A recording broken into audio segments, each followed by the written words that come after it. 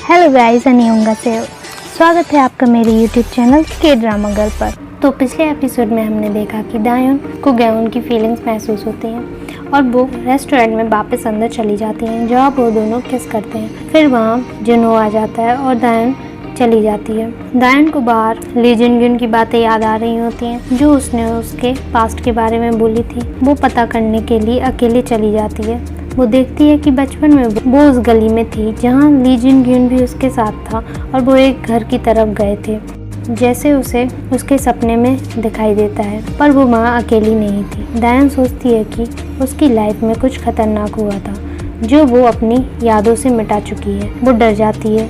गेउन उसे कॉल कर पूछता है क्या वो ठीक है। फिर दायोन उससे बात करते करते घर आ जाती है। अगले दिन दायोन तैयार होकर रेस्टोरेंट जाती है। गेउन ली जिनग्युन को कॉल कर रहा होता है जिस वजह से उसका मूड खराब होता है। ली इंज्यूंग रेस्टोरेंट वापस आ जाती है। वो बताती है कि पुलिस अभी भी जिनग्युन को ढूंढ रही है, वो कहीं छुपा हुआ है। पर गेउन बोलता है कि या तो वो छुपा हुआ है या फिर उसे कुछ हो गया है, क्योंकि लास्ट टाइम जब उससे उसकी बात हुई थी तो किसी के साथ था जो खतरनाक हो सकता है। फिर वो लोग डॉग का नाम रखते हैं। दायोन बोलती है कि उन्हें उसका नाम गेउन रखना चाहिए। गेउन समझ जाता है कि वो उससे गुस्सा है, इसलिए वो उसे मनाने जाता है। दायोन बोलती है कि उसे समझ आ गया है कि उसने फिर से उसे रिजेक्ट कर दिया है। गेउन बोलता है कि वो यहाँ उसके पिता को ढूंढने आया है और उसकी बहन के साथ क्या हुआ है ये पता करने। पर अब दायोन उसकी लाइफ में आ गई है। वो दोनों डेट करना स्टार्ट कर देते हैं। यहाँ दायोन अभी भी उस लाल दरवाजे के बारे में सोच रही होती है और वह पता करना चाहती है, इसलिए वो रनिंग के लिए जाती है। पूरे टाउन में वह उस लाल दरवाजे को ढूंढती है पर उसे वैसा घर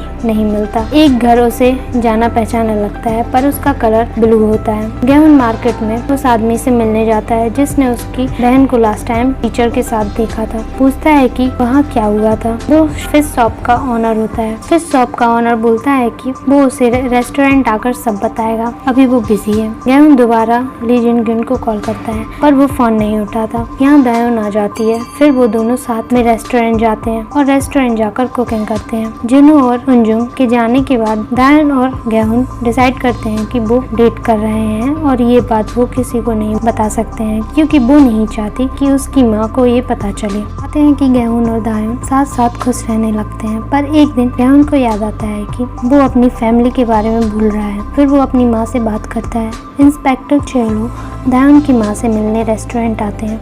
वो उन्हें बिस्ल देते हैं कि जब भी वो खतरे में हो तो उसे बचा दे और वो तुरंत उनके पास आ जाएगा।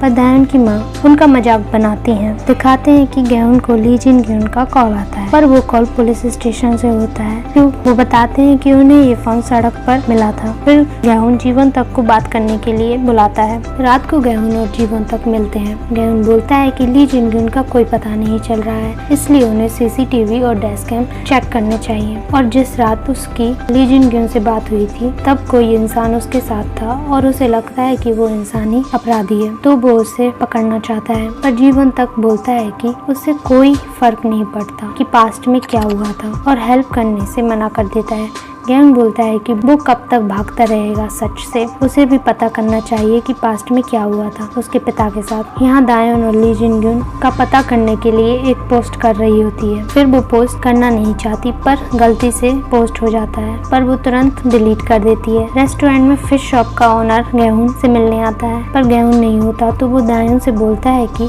वो गेउन को बता दे कि उस दिन जब उसकी बहन गायब हुई थी तो उसने उसे पियानो टीचर की कार के अंदर जाते हुए नहीं देखा था और ये बात उसने पुलिस को बताई थी। पर इंस्पेक्टर ने पियानो टीचर को ही प्राइम सस्पेक्ट मान लिया था और अरेस्ट किया था। यहाँ गेउन और जीवन तक इंस्पेक्टर चियोलो से मिलते हैं जहाँ उन्हें पता चलता है कि पुलिस को उसकी बहन का ना कोई क्लू और डीएनए मिला था पियानो टीचर की कार से, और जिन कपड़ों पर खून लगा था वो पियानो टीचर ने पहले ही फेंक दिए थे और बताया था कि पियानो टीचर की एकेडमी अच्छी नहीं चल रही थी जिस वजह से उन्होंने बार में पार्ट टाइम जॉब करने का सोचा था, जहां उनकी उस दिन लड़ाई हो गई थी और वो खून कपड़ों पर लग गया था। ये बात उन्होंने किसी को इसलिए नहीं बताई थी क्योंकि वो शर्मिंदा थे कि वो बार में काम करते हैं और लोगों की नज़र में वो ही अपराधी हैं जिसे एक बार अरेस्ट कर लिया गया है। गेउन बोलता है कि पुलिस को सबको सच बताना चाहिए था कि वो बेगुनाह है।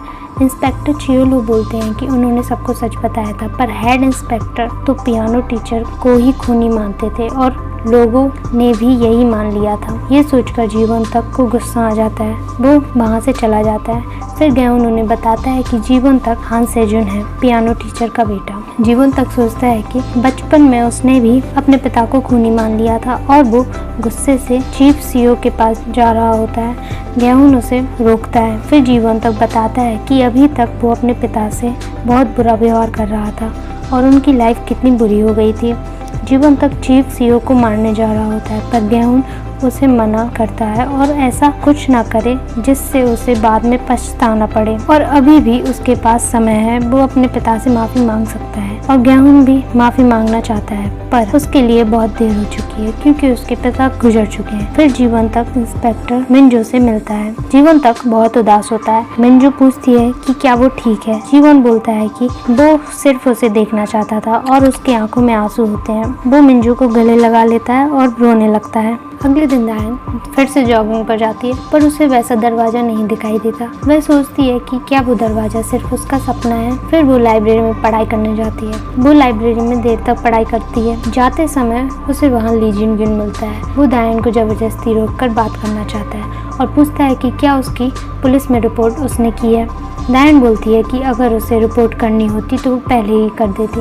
ली जिनगिन बोलता है कि फिर उसने उसे मिलने क्यों बुलाया है, क्योंकि दायन की पोस्ट ली जिनगिन ने देख ली थी। दायन पूछती है कि उस रात क्या हुआ था गेउन से बात करने के बाद, और उसने अपना फोन क्यों फेंक दिया है, और वो उस रात किस आदमी से मिला था। फिर ली जिनगिन को गुस्सा आ जाता है कि गेउन की वजह से दायन उससे मिलना चाहती थी। फिर वो दायन को मार रहा होता है पर रुक जाता है और बोलता है कि वो और गेउन कभी भी एक साथ नहीं हो सकते क्योंकि उसके पीछे एक वजह है जो जल्द ही दायन को पता चलेगी, और वहाँ से जाने लगता है। दायन पूछती है कि क्या 18 साल पहले वो किसी अनजाने घर गए थे साथ में। ली जिनगिन बोलता है कि तो उसे याद आ गया है, लाल दरवाजे वाला घर, और ली जिनगिन वहाँ से चला जाता है। दायन पुलिस को बुला लेती है। वहाँ गेउन भी आ जाता है। दायन और गेउन साथ में घर जाते हैं। दायन बताती है कि उसी ने मैसेज कर ली जिनगिन को वहाँ बुलाया था, पर वो मैसेज उसने डिलीट भी कर दिया था। दायन बोलता है कि दायन उसकी हेल्प करना चाहती थी, इसलिए उसने ली जिनगिन को बुलाया होगा, पर दायन मना कर देती है।